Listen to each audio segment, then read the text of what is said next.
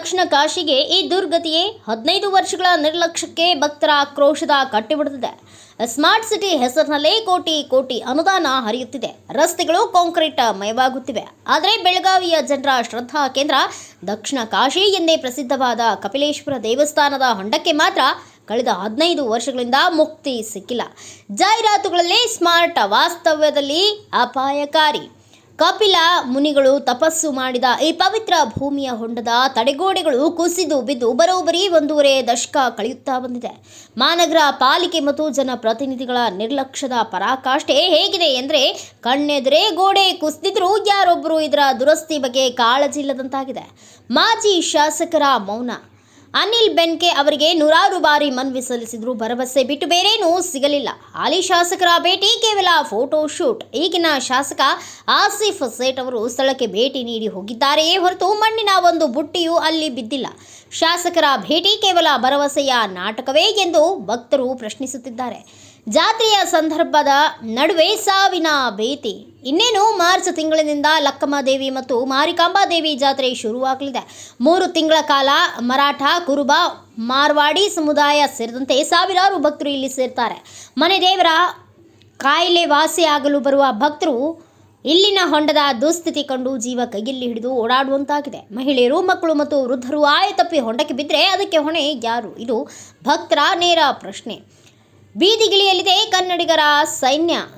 ಜಯ ಕರ್ನಾಟಕ ರಕ್ಷಣಾ ವೇದಿಕೆಯ ಅಧ್ಯಕ್ಷರು ಈ ಬಗ್ಗೆ ಖುದ್ದಾಗಿ ಸ್ಥಳಕ್ಕೆ ಭೇಟಿ ನೀಡಿ ವಿಡಿಯೋ ಮೂಲಕ ವಾಸ್ತವವನ್ನು ಜನರ ಮುಂದಿಟ್ಟಿದ್ದಾರೆ. ಜಾತ್ರೆ ಆರಂಭವಾಗುವ ಮೊದಲು ಕಾಮಗಾರಿ ಶುರುವಾಗದಿದ್ದರೆ ಮುಂದಿನ ಹೋರಾಟಕ್ಕೆ ಅನಿವಾರ್ಯ ಎಂದು ಅಧಿಕಾರಿಗಳು ಮತ್ತು ಜನಪ್ರತಿನಿಧಿಗಳಿಗೆ ಖಡಕ್ ಎಚ್ಚರಿಕೆ ನೀಡಿದ್ದಾರೆ. ವರದಿಗಾರರ ಕಿವಿಮಾತು. ದೇವಸ್ಥಾನದ ಅಭಿವೃದ್ಧಿ ಹೆಸರಿನಲ್ಲಿ ರಾಜಕೀಯ ಮಾಡುವವರು ಈ ಅಪಾಯಕಾರಿ ಹೊಂಡದ ಕಡೆಗೆ ಒಮ್ಮೆ ಕಣ್ಣು ಬಿಡಲಿ. ಸ್ಮಾರ್ಟ್ ಸಿಟಿ ಎಂದರೆ ಬಣ್ಣದ ಲೈಟ್ಗಳಷ್ಟೇ ಅಲ್ಲ, ಜನರ ಸುರಕ್ಷತೆಯೂ ಹೌದು ಎಂಬುದನ್ನು ಪಾಲಿಕೆ ನೆನಪಿಟ್ಟುಕೊಳ್ಬೇಕು. ನನ್ನ ಹೆಸರು ಸಂಜಯ್ ರಾಜಪೂತ್, ಜಯ ಕರ್ನಾಟಕ ಸಂಘಟನೆಯ ಬೆಳಗಾವಿ ಜಿಲ್ಲಾಧ್ಯಕ್ಷ. ವಿಷಯ ಏನಂದ್ರೆ, ಪುರಾತನ ಕಾಲದ ಹೊಂಡ ಇದೆ, ಕಪಿಲೇಶ್ವರ ಹೊಂಡ, ಕಪಿಲ್ ತೀರ್ಥ ಹೊಂಡ. ವಿಷಯ ಏನಂದ್ರೆ, ಇದು ಪುರಾತನ ಕಾಲದ ಹೊಂಡ ಆಗಿದೆ. ಆದ್ರೂ ಇದು ಅಕ್ಕಪಕ್ಕದ ಗೋಡೆ ಎಲ್ಲ ಕುಸಿದು ಬಿದ್ದೈತಿ. ಹಲವಾರು ಬಾರಿ ನಾವು ಕಾರ್ಪೊರೇಷನ್ಗೆ ಮನವಿ ಸಲ್ಲಿಸಿದೀವಿ, ಈ ಹೊಂಡವನ್ನು ಕಟ್ಟಿಕೊಡ್ರಿ ಅಂತ. ಕಾರ್ಪೊರೇಷನ್ ವ್ಯಾಪ್ತಿದಾಗ ಬರೋದು ಸರ್ಕಾರ ಅನುದಾನದಲ್ಲಿ ನಮ್ಮನ್ನ ಸಾರ್ವಜನಿಕರಿಗೆ ಅನುಕೂಲ ಆಗಂಗಿ ಹೊಂಡ ಕಟ್ಕೊಡಂತ ನಾವು ಮನವಿನೂ ಕೊಟ್ಟಿದ್ದೇವೆ. ಆದ್ರೂ ಸಹ ಈ ಪ್ರಶಾಸನ ಯಾಕೋ ಇದ್ರ ಮ್ಯಾಗ ನಿರ್ಲಕ್ಷ್ಯತನ ತೋರಿಸ್ತಾ ಇದೆ, ಯಾಕಂತ ಗೊತ್ತಿಲ್ಲ.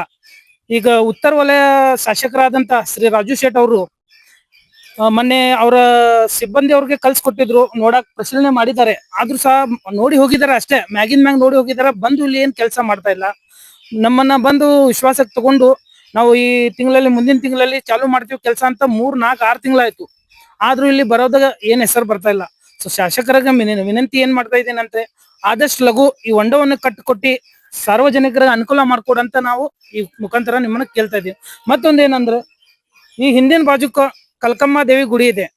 ಈ ಗುಡಿ ಬಹಳ ಪುರಾತನ ಕಾಲದ ಗುಡಿ ಇದೆ. ಇಲ್ಲಿ ಜಾತ್ರೆ ಆಗ್ತೈತೆ.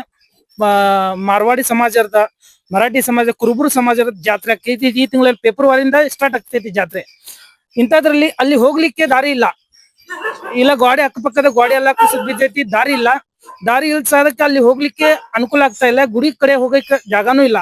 ಸೊ ನಾವು ವಿನಂತಿ ಮಾಡ್ತಾ ಇದ್ದೀವಿ, ಆದಷ್ಟು ಲಘು ಇದನ್ನ ಹೊಂಡವನ್ನು ಕಟ್ಟಿಕೊಟ್ಟಿ ಜಾಗ ರಸ್ತೆ ಮಾಡಿ ಸಾರ್ವಜನಿಕರ ಭಕ್ತರಿಗೆ ಅನುಕೂಲ ಮಾಡ್ಕೊಡ್ಬೇಕಂತ ನಾವು ಮಂಗಳವಾರ, ಶುಕ್ರವಾರ ದಿವಸ ಇಲ್ಲಿ ಹೊಟ್ಟಿ ತುಂಬಾಕ್ ಬರ್ತಾರೆ, ಉಡಿ ತುಂಬಾಕ್ ಬರ್ತಾರೆ ಜನ. ಅಲ್ಲಿ ಹೋಗ್ಲಿಕ್ಕೆ ದಾರಿ ಇಲ್ದಕ್ಕೆ ಹೊರಗಿಂದ ಕಾಲ ನಮಸ್ಕಾರ ಮಾಡಿ ಹೋಗ್ತಾ ಇದಾರೆ. ಬಹಳ ತ್ರಾಸ ಆಗ್ತಾ ಇದೆ. ಬೇಕಾದ್ರೆ ನಾನೀಗ ನಿಮ್ಮನ್ನ ತೋರಿಸಬಹುದು, ಬರ್ರಿ ನಮ್ ಜೊತೆಗೆ ತೋರಿಸ್ತೀನಿ. ನನ್ನ ಹೆಸರು ಸಂಜಯ್ ರಾಜಪೂತ್ ಅಂತ. ನನ್ನ ಹೆಸರು ಪಾರ್ವತಿ ಮಾದೇವ್ ಚವಾಣ್ ಪೂಜಾರಿ. ಸಮಸ್ಯೆ ಏನಂದ್ರೆ, ಈಗ ಇದು ದೇವಸ್ಥಾನ ಇದ್ರೆ ಒಂದ್ 150-200 ವರ್ಷ ಹಿಂದಿಂದ ಐತ್ರಿ. ಇದ ಒಂದ್ ಸಣ್ಣ ದೇವಸ್ಥಾನ ಇತ್ರಿ.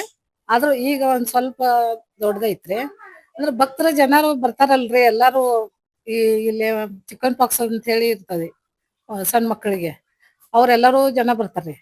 ಆಮೇಲೆ ಕುರುಬರ ಜನ ಕುರಿಗ ಅದ ಚಿಕನ್ ಪಾಕ್ಸ್ ತರಾನ ಆಗಿರ್ತೈತಿ, ಚಿಕನ್ ಗುಡಿ ಅಂತಾರ, ಅದು ಆಗಿರ್ತೈತಿ. ಕುರುಬರ ಜನನು ಬರ್ತಾರ ಈ ದೇವಸ್ಥಾನ ಜಾತ್ರೆ ಮಾಡಕ್ರಿ. ಆ ನಂತರ ಮಾರವಾಡಿ ಜನ ವರ್ಷಕ್ಕೆ ಒಂದ್ಸಲ ಆದ್ರೂ ಅವರು ಹೋಳಿಹುಣ್ಣಿ ಆದ ನಂತರ ಶೀತಲಾ ಸಪ್ತಮಿ ಅಂತ ಬರ್ತೈತ್ರಿ. ಅವರು ರಾತ್ರಿ 12 ಗಂಟೆ ನಂತರ ಪೂಜಾ ಮಾಡಕ್ ಬರ್ತಾರ್ರಿ. ಇಲ್ಲಿ ಬೆಳ್ತನ್ಕನು ಬರ್ತಾರೆ.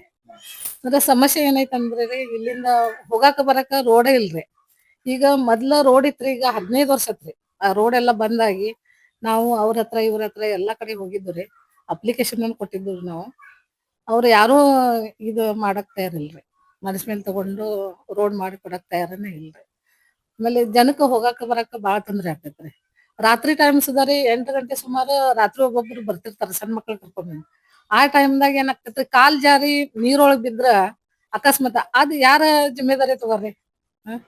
ಈಗ ಇದ್ರ ಬಗ್ಗೆ ನೀವು ಶಾಸಕರಿಗೆ ಹೇಳಿದ್ರಿ? ನಾವು ಮೊದಲ್ರಿ ಕಾರ್ಪೊರೇಷನ್ ಆಫೀಸ್‌ಗೆನು ನಾವು ಆಮೇಲೆ ಡಿಸಿ ಆಫೀಸ್‌ಗೆ ಅದು ಬಾಳ ಒಂದ್ 10 ವರ್ಷದಿಂದ್ರಿ ನಾವು ಎಲ್ಲಾರ್ ಕಡೆಯಿಂದ ಸಿಗ್ನೇಚರ್ ಮಾಡ್ಕೊಂಡು ಅಪ್ಲಿಕೇಶನ್ ಬರ್ದ್ ಕೊಟ್ಟಿದ್ದೆ ರೀ ನಾನು.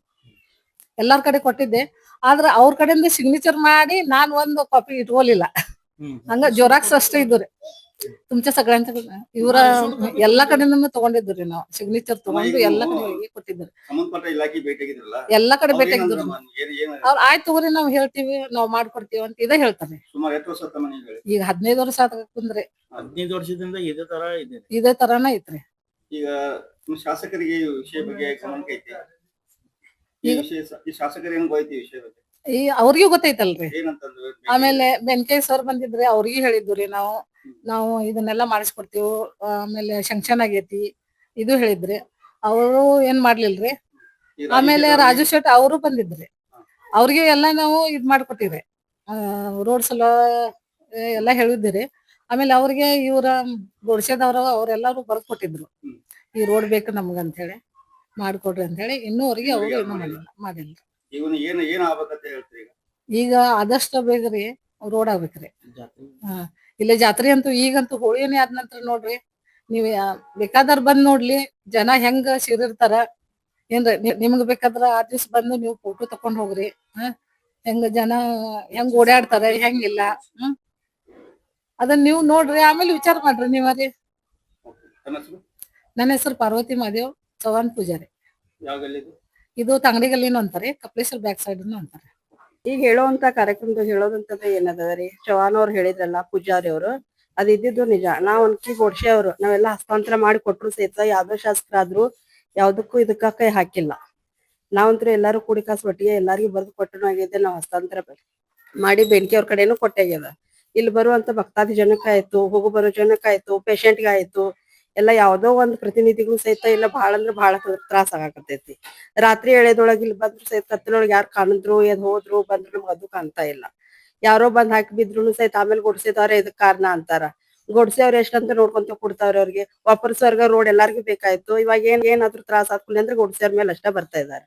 ಅದ್ರಗೋಸ್ಕರ ಏನೈತಿ ನಾವೆಲ್ಲ ಮಾಡಿ ಕೊಟ್ಟಿದೈತಿ ಹಸ್ತಾಂತರ. ಅವ್ರ ಇದ್ದಂತಾರ ಬಂದ್ ಕಾಸು ಏನ್ ಅನ್ನೋದು ಪೂರ್ಣ ಮುಗಿಸ್ಕೊಳಸ ರೋಡ್ ಮಾಡಿಕೊಡ್ ನಮ್ಗೆ ಒಂದ ಅಪೇಕ್ಷೆ ನಮ್ಮಲ್ಲಿ. ತಮ್ಮ ಹೆಸರು?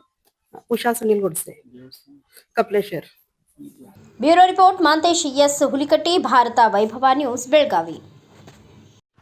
Thanks for watching. Read, discuss, and debate with editor Dr. Yan Prashant Rao. Wanted reporters in print, digital, and visual media for Bharat Vaibhav Daily Newspaper, BV News 5 Channel, and BV Fast Web News from all the talukas of Karnataka, Goa, and Maharashtra. If interested, send your resume to 9019229369.